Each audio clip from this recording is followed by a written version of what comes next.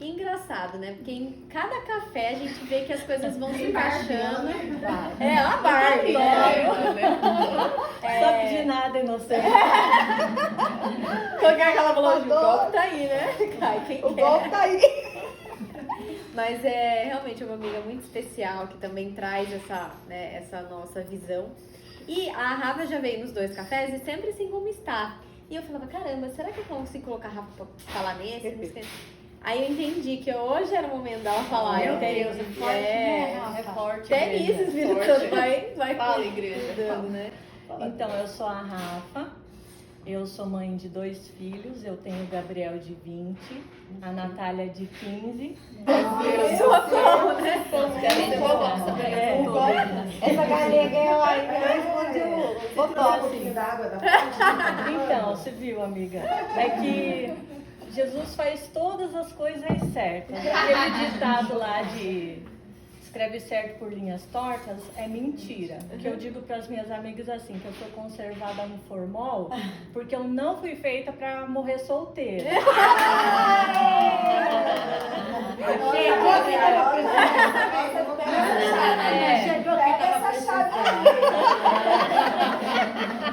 Então, eu fiquei casada por 12 anos e eu tô divorciada tem 10.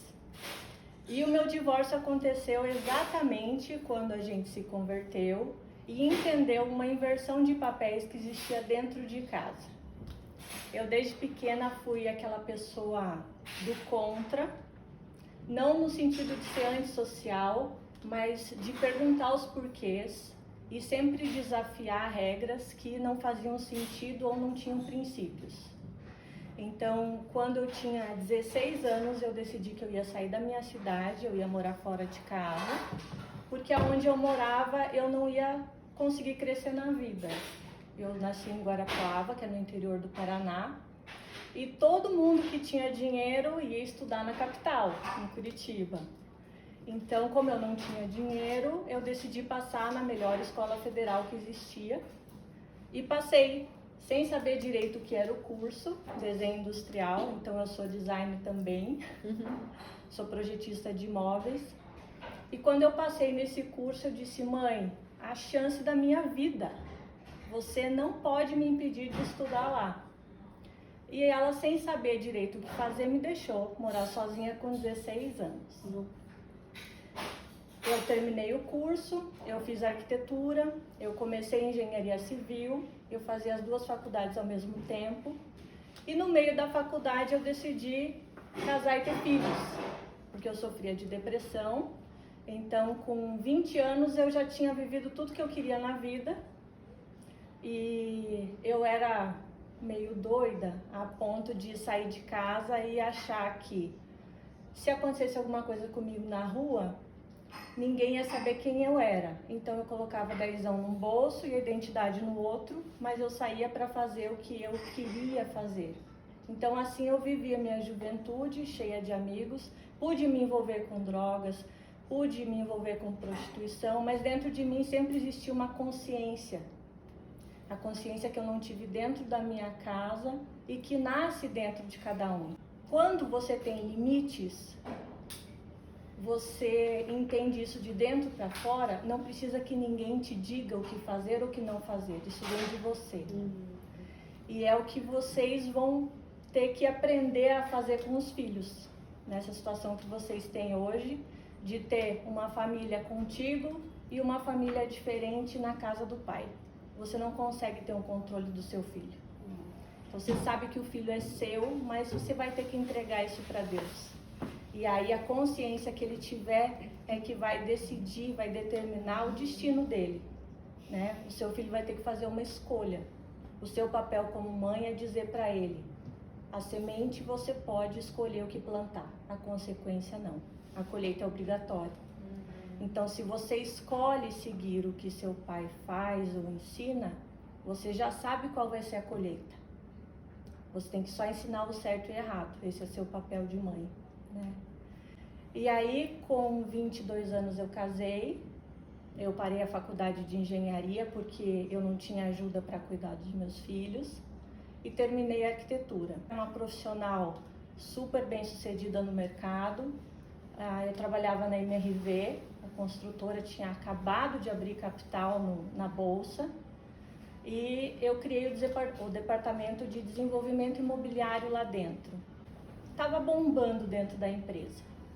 Viajava 2 vezes por semana e não via meus filhos. Meus filhos viviam na escola e quando eu chegava em casa eles estavam dormindo, quando eu saía eles não tinham acordado. A gente se converteu e dentro do contexto de igreja nós entendemos que existia essa inversão de papéis, que eu era o homem da casa e ele era o artista, ele era fotógrafo, então ele sempre se deu bem com o visual, né, com o belo, e eu com os números. Eu era a pessoa que cuidava do dinheiro, que organizava a casa, era o homem da casa. E quando a gente entendeu isso tudo, Deus pegou esse tabuleiro como se fosse um jogo de xadrez e jogou tudo para cima. Porque se a gente não consegue consertar, vamos começar do zero. E eu segurei. Eu falei, não, a gente entendeu por que isso tudo aconteceu, essa confusão.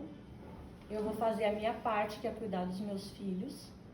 E você vai fazer a sua, que é ser o pai deles, o homem da casa, o provedor, o protetor. A gente tem que alinhar isso. E eu passei a morar sozinha com os meus filhos. Desempregada, sem trabalho, porque a empresa tinha acabado de cortar as obras pra gente. E assim, em estado de choque, né? Como assim esse barraco todo aconteceu? E aí eu precisei aprender a sobreviver com essa história de alienação parental, com essa história de filho não querer ver, pai não querer ver filho porque arrumou namorada, de filho começar a ir mal na escola porque não vê pai. Aí você paga a psicóloga para a psicóloga dizer que o pai tem que amar o filho amar o pai. E ela tira sarro da minha cara hoje. Ela deixou de ser terapeuta para ser minha amiga. Ela diz, Rafaela, o meu trabalho é tão bem feito que o seu filho, que não queria enxergar o pai na frente, agora ama o pai e odeia você. Porque eles sempre invertem os papéis, é normal. Vai chegar o tempo em que ele está do lado da mãe, vai chegar o tempo em que ele está do lado do pai, porque ele precisa passar pelas 2 fases para ter a opinião dele.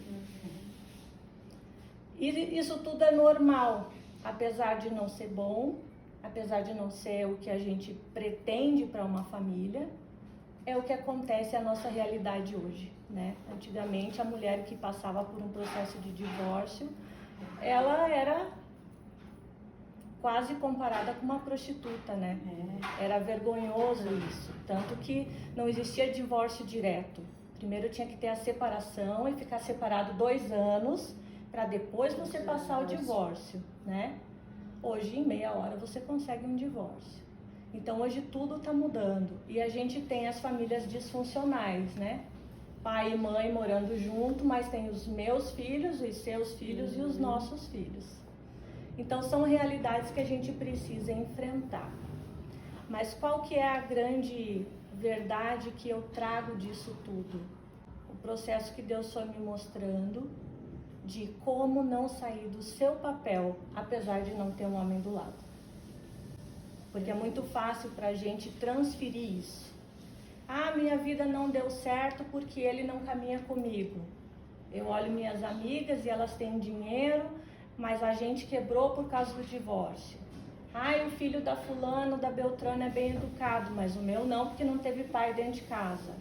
Então, para tudo a gente acha justificativa. E aí teve um tempo em que eu fui para Deus e disse, Deus, o negócio é o seguinte, isso tudo não foi plano meu.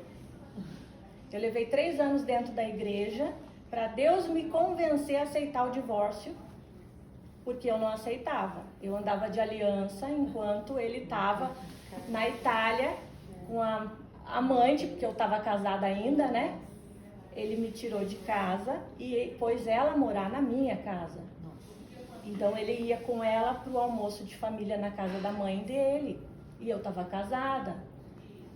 Então a gente tem que conviver com esses absurdos como se fosse normal.